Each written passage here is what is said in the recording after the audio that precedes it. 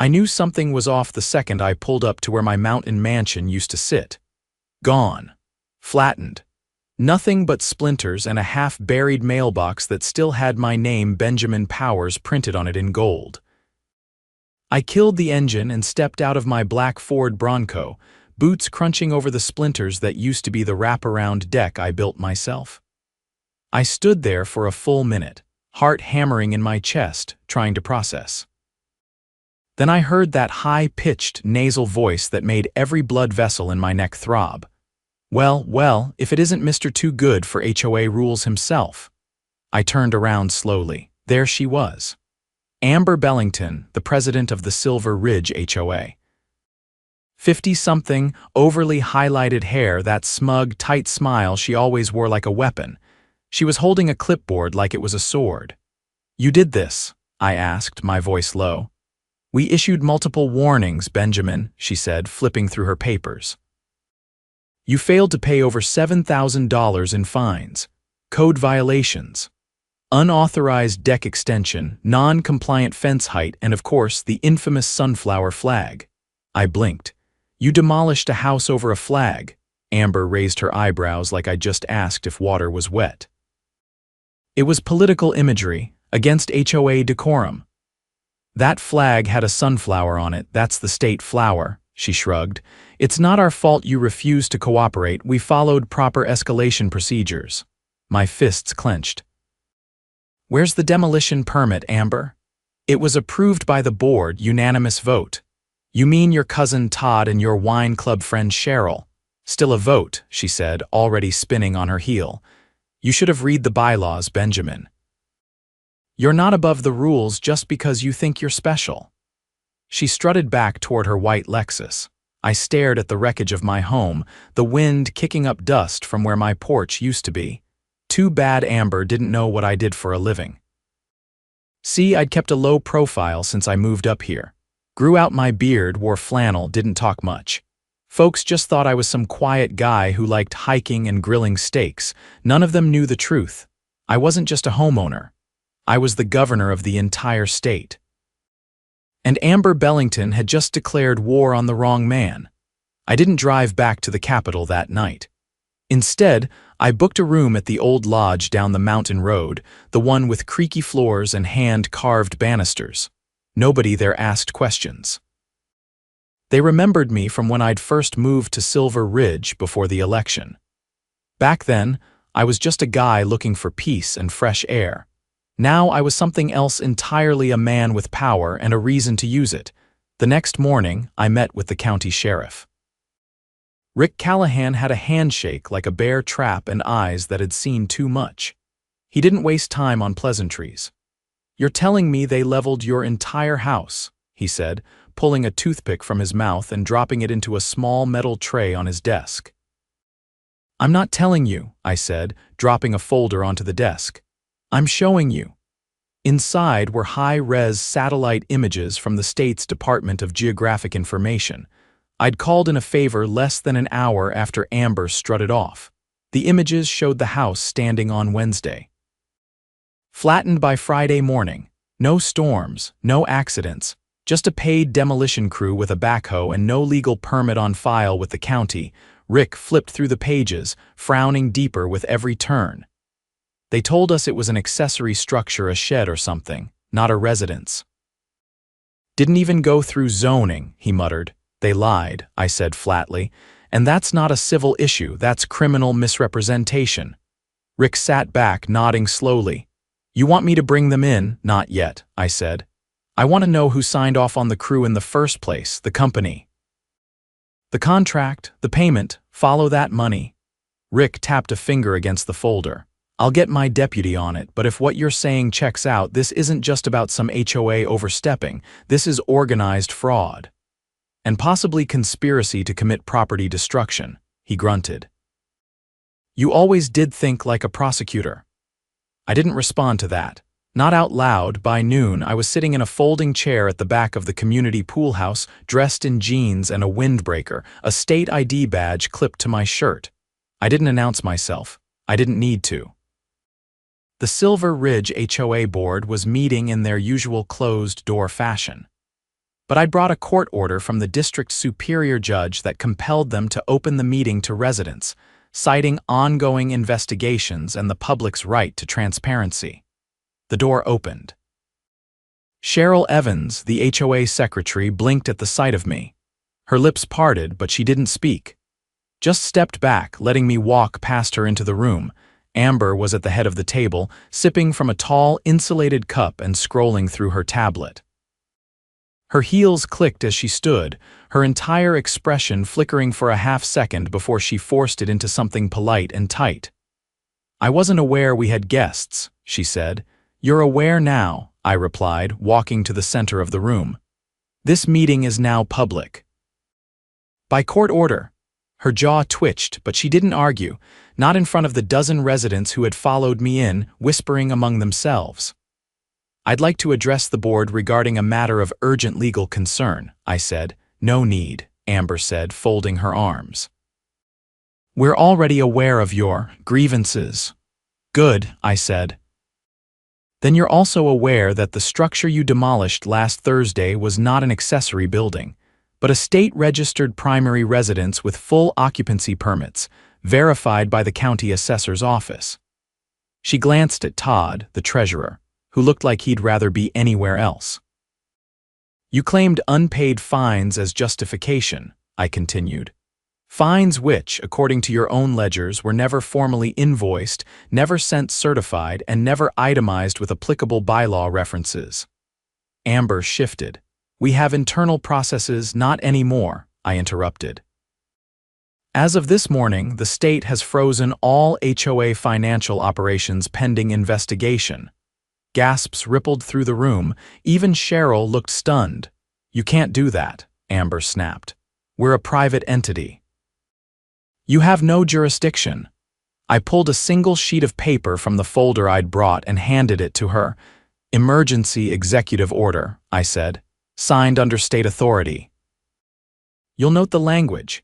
In cases of fraud, misrepresentation, or destruction of private property under false pretenses, all community governance bodies are subject to legal audit."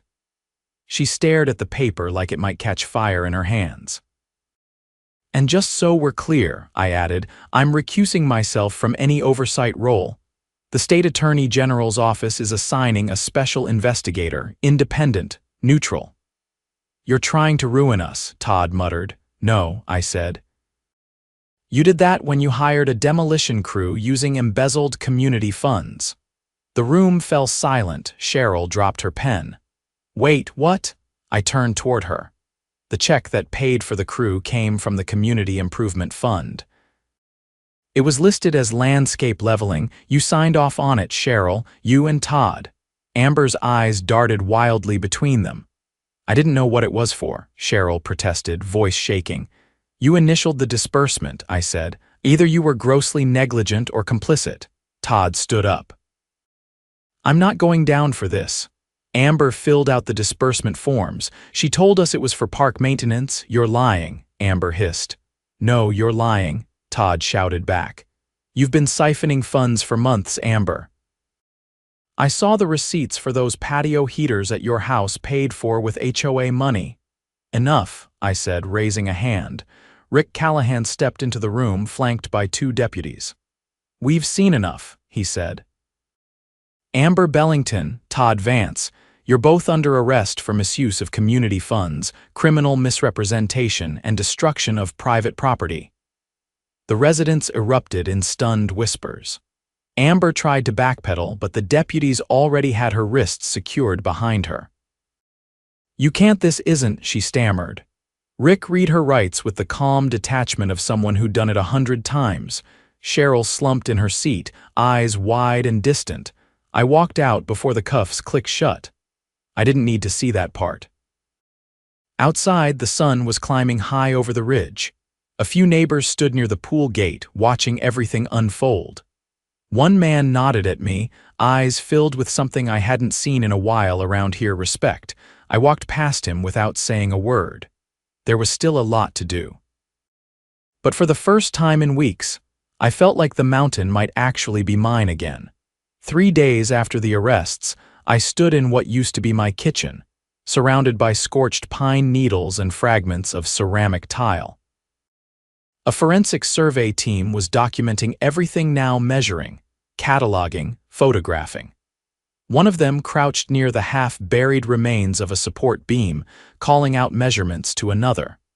The bright orange flags marking evidence fluttered in the morning breeze like tiny warnings.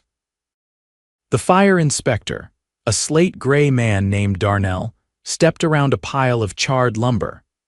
He'd been called in after the sheriff's office found something odd in the wreckage, chemical traces that didn't belong in a standard demolition. "You were lucky to catch this when you did," he said, tugging off his gloves.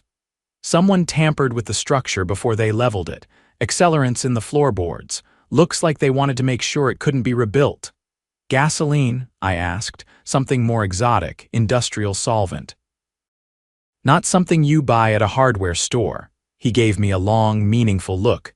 "This wasn't about code violations. This was planned. Someone wanted this place erased." I stared at the crushed remains of the fireplace I'd built with reclaimed stone from an old mining town. There was no code infraction that explained soaking a house in flammable chemicals before knocking it down.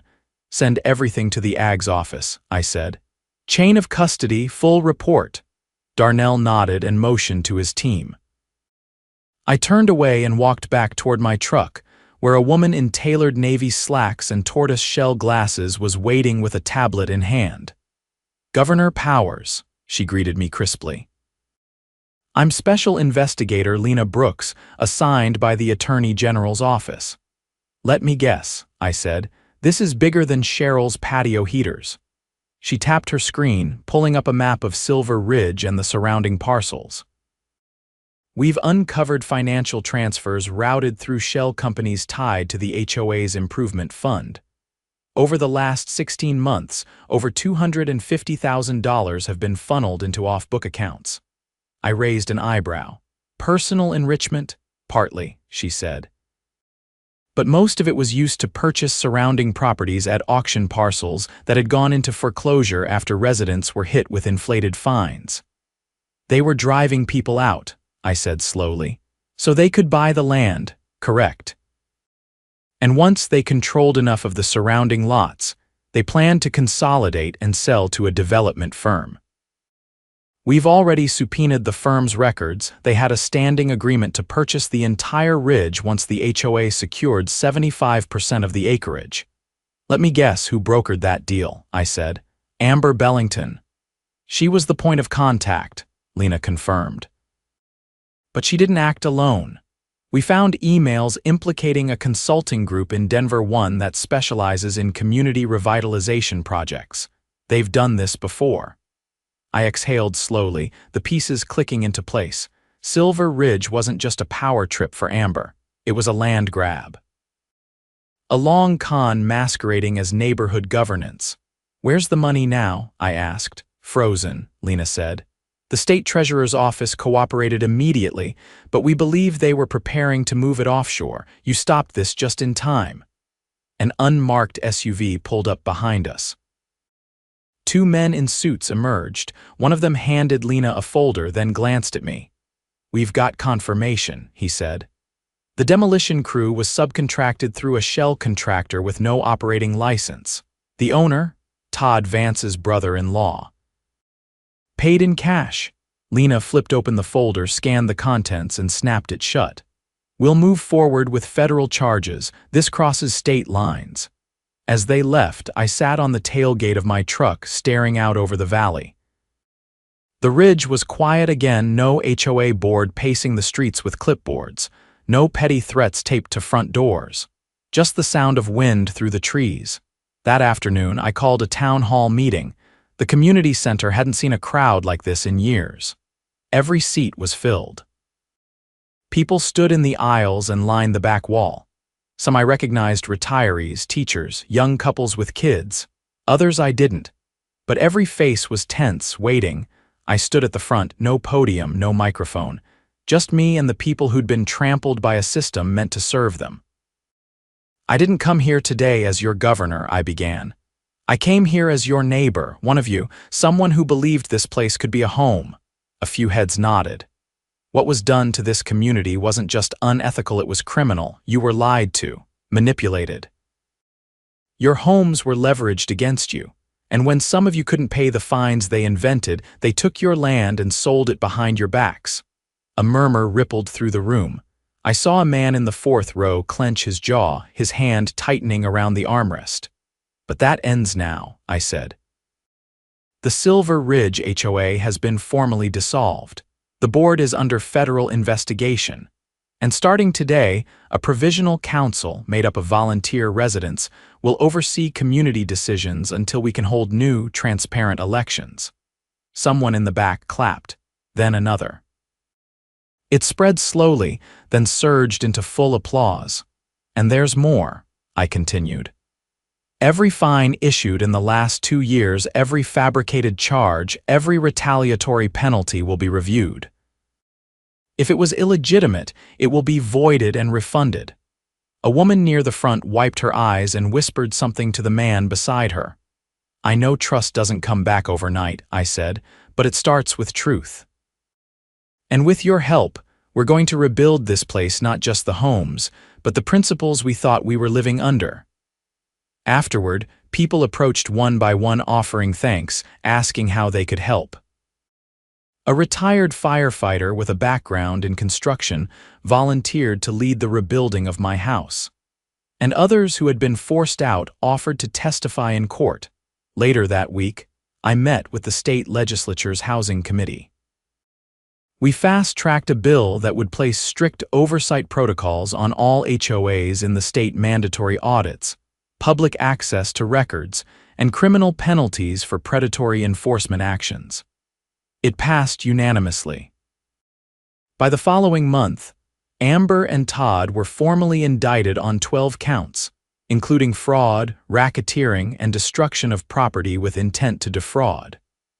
Cheryl cooperated with prosecutors and received a suspended sentence in exchange for her testimony.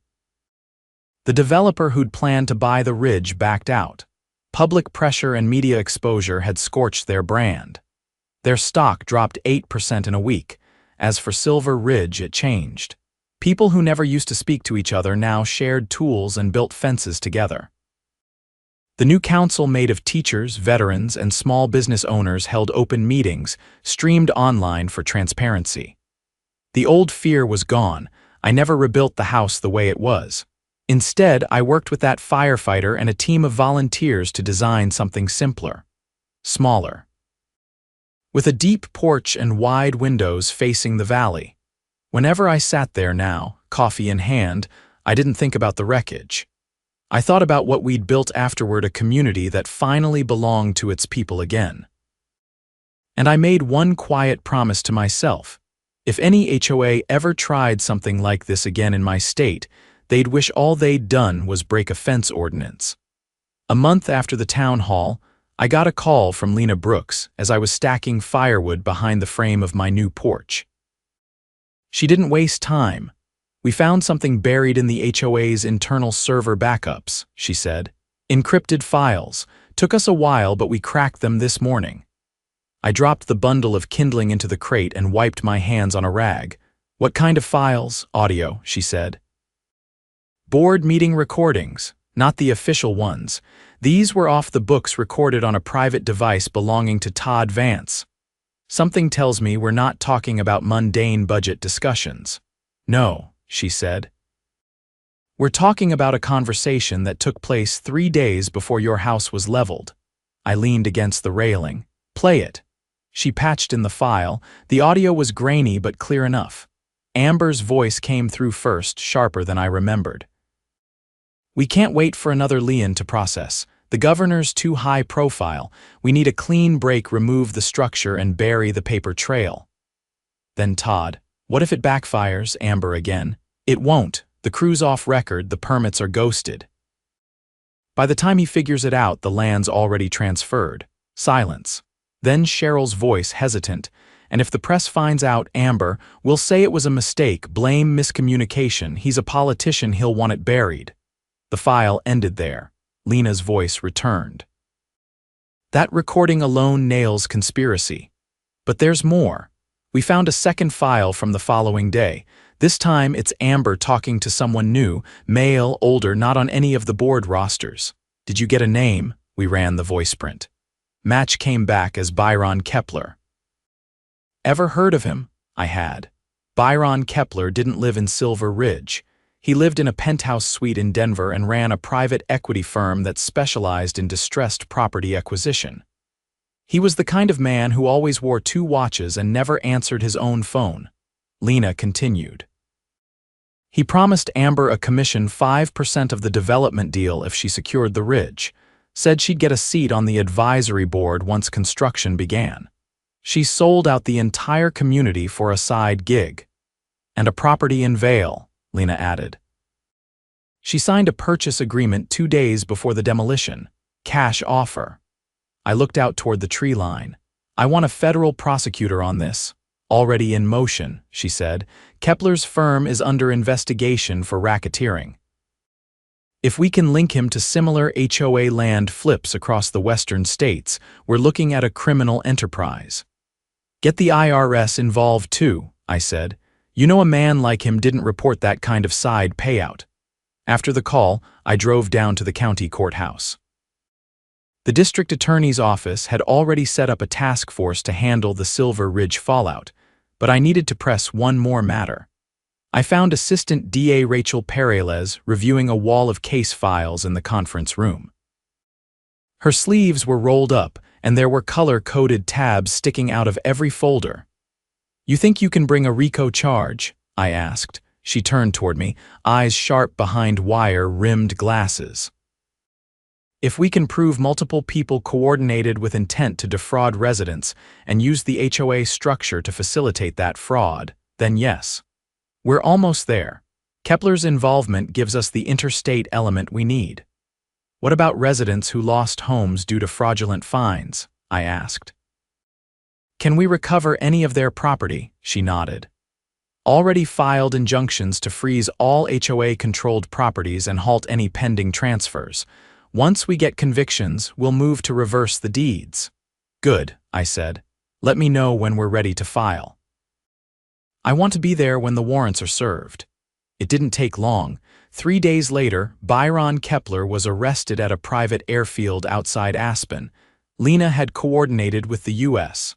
Marshals. Kepler had been attempting to board a chartered jet to the Cayman Islands. They found 2 burner phones, a briefcase with currency from 5 different countries, and a flash drive containing a list of other HOA partners across 3 states. Meanwhile, back in Silver Ridge, the residents were rebuilding more than just homes.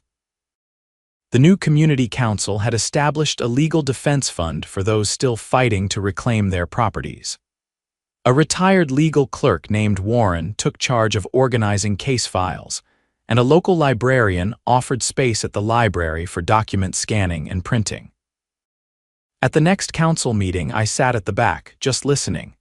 The energy in the room was different this time, focused, determined. No one was afraid of speaking up anymore. An older man named Hank stood and addressed the room. "I lost my wife's garden. It was the last thing she planted before she passed, and they bulldozed it like it was nothing. But I'm not here to cry about it. I'm here to say I'm planting something new, and I bet I'm not the only one." Applause followed, not loud or flashy, but steady. Earnest. After the meeting, I walked out into the cool evening air and found Lena waiting near the flagpole. "You're not staying for the vote?" she asked. "They don't need me for that," I said. "They've got it handled." She nodded once. "Kepler's arraignment is scheduled for Monday, federal court. He's being charged with conspiracy to defraud, wire fraud, tax evasion, and 4 counts of racketeering. Amber and Todd are both turning state's evidence. Cowards always do when the wall's close in. They're naming names. Kepler's firm had ties to 12 other HOAs across the state. This is just the beginning." We stood for a moment, watching as the last few residents left the building, some arm in arm, others deep in conversation. "Funny thing about corruption," I said. "It's always loud until people start paying attention, then it gets real quiet." She smiled faintly. "You ever think about making this permanent, staying here full-time?" I looked up at the stars breaking through the clouds above the ridge. I already did. Over the next few months, the state legislature passed 3 new laws governing HOA operations. Mandatory third-party audits. Public disclosures for all board financial decisions. And the big one, a state-run ombudsman agency empowered to investigate HOA abuse without waiting for complaints.